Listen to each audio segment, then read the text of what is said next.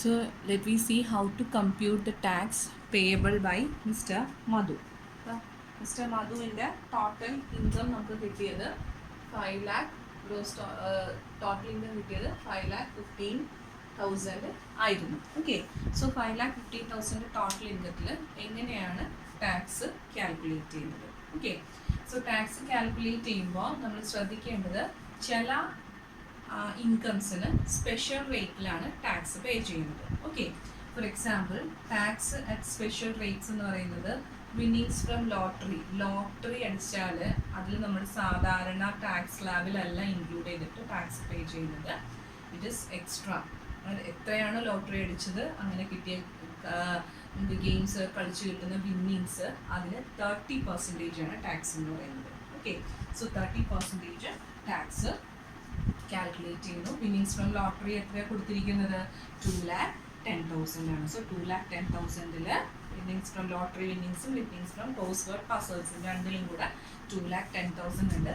അതായത് 30% tax calculate ചെയ്യുന്ന outer കോളത്തിൽ എഴുതുക. ഓക്കെ, നെക്സ്റ്റ് നമുക്ക് ലോങ് ടേം ക്യാപിറ്റൽ ഗെയിൻ ആണ്. ലോങ് ടേം ക്യാപിറ്റൽ ഗെയിനും ഒരിക്കലും സാധാരണ നോർമൽ റേറ്റിലല്ല ടാക്സ് കാൽക്കുലേറ്റ് ചെയ്യുന്നത്. It is calculated as 20%. Long term capital ഗെയിനിൽ 20% ആണ് ടാക്സ് കാൽക്കുലേറ്റ് ചെയ്യുന്നത്.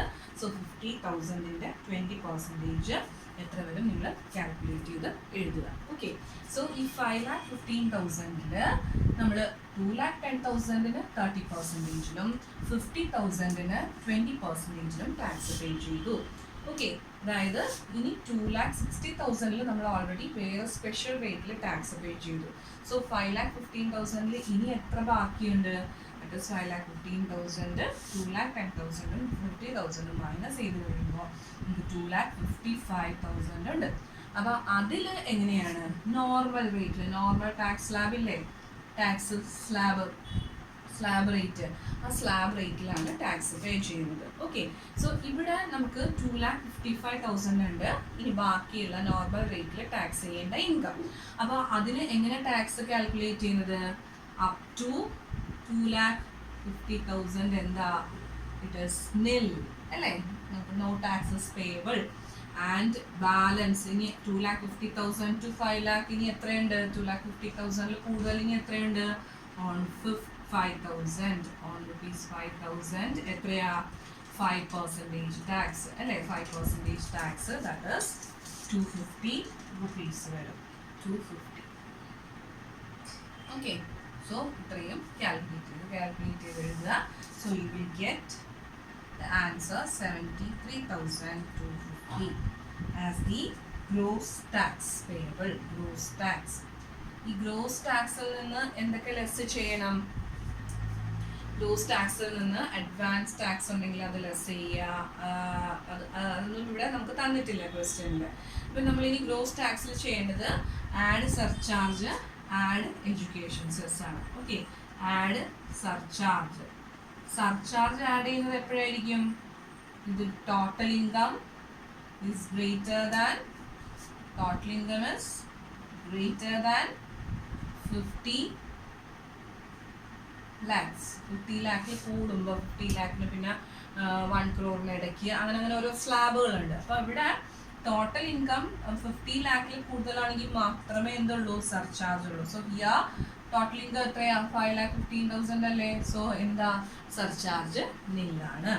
Then education cess. Health and education cess എന്തായാലും കാൽക്കുലേറ്റ് ചെയ്തേ പറ്റൂ.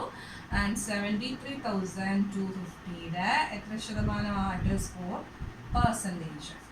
Then it comes 2,930. So total ചെയ്യുക. So the net tax payable will be there. Net tax payable and net tax പേയബിളിൽ നിന്ന് tax payable ഇങ്ങനെ കിട്ടിക്കഴിഞ്ഞാൽ ഇതിൽ നമ്മൾ TDS ഉണ്ടെങ്കിൽ മൈനസ് ചെയ്യും, അഡ്വാൻസ് ടാക്സ് പേ ചെയ്തിട്ടുണ്ടെങ്കിൽ അത് മൈനസ് ചെയ്യും. അതുപോലെ തന്നെ rebate under section 87A less ചെയ്യും. അതായത് rebate under section 87A applicable ആവുന്നത് എപ്പോഴാണ്? ടോട്ടൽ ഇൻകം 5 lakhിൽ താഴെയാണെങ്കിൽ മാത്രമാണ് നമുക്ക് നെറ്റ് ടാക്സ് പേയബിൾ കമ്പ്യൂട്ട് ചെയ്യുമ്പോൾ ഒരു ഡിഡക്ഷൻ, റിബേറ്റ് ആയിട്ട് ഡിഡക്ഷൻ കിട്ടുന്നത്, 5,000 rupees ഡിഡക്ഷൻ കിട്ടുന്നത്. ഓക്കെ, 5,000 അല്ല 3,500 ഡിഡക്ഷൻ കിട്ടുന്നത്. സോ 5,15,000 ആണ് നമുക്ക് ഇവിടെ ടോട്ടൽ ഇൻകം എത്രയാണ് 5,15,000 ആണ്. സോ 5 lakhൽ അബവ് ആയതുകൊണ്ട് no rebate will be payable. So no rebate under section 87A is available because the total income is greater than rupees 5 lakh. Okay, thank you.